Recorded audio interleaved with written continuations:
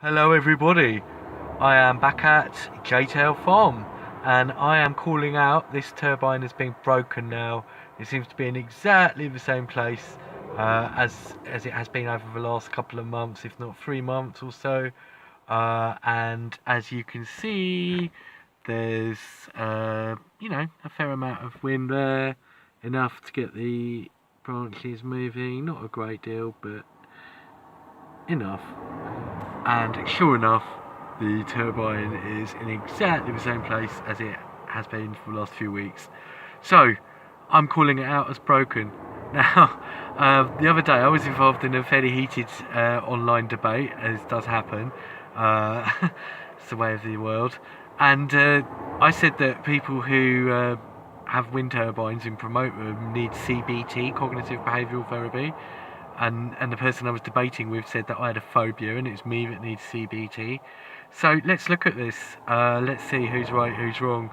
I think the important thing is the B of CBT, behavioural therapy. It's about your behaviour. So let's compare behaviour. Well, what do? I pull in a lay-by, I get out the phone, I talk into it for a couple of minutes, hopefully interestingly.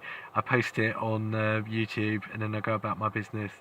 I sometimes take it a step further, and I sometimes write for a blog, or sometimes even maybe write to the council or the government or someone.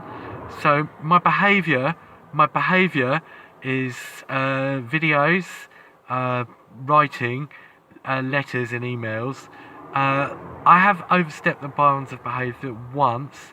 I know exactly what I did and I know what I did wrong. I called a wind farm developer directly on their phone line, which is across boundaries of acceptable behaviour ish. It's I would say so now anyway, put it that way. So therefore I do cognitive, I do what's the verb, cognition. I do cognition on my own behaviour. I understand my behaviour.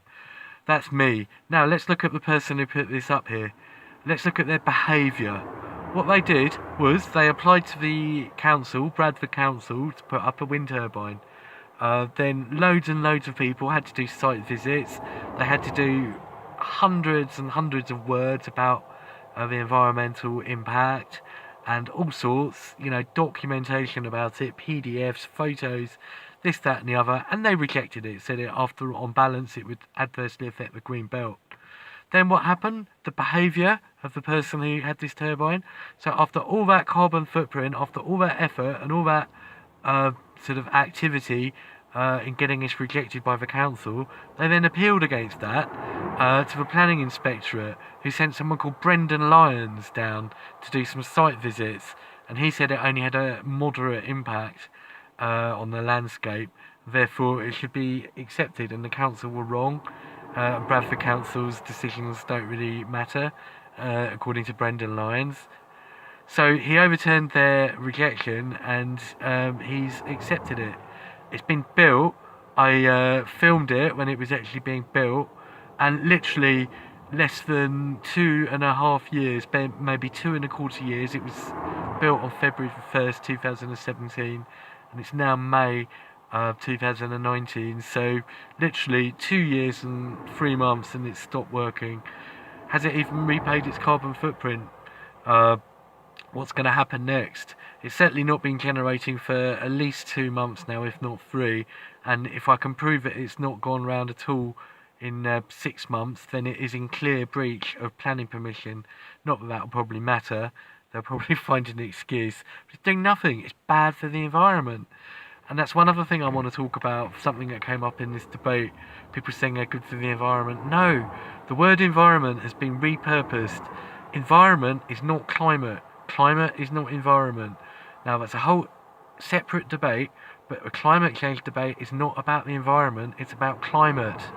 Environment, look it up, means the area around you. So if I say this is bad for the environment, what I mean is it's bad for this area. It's bad for the surroundings.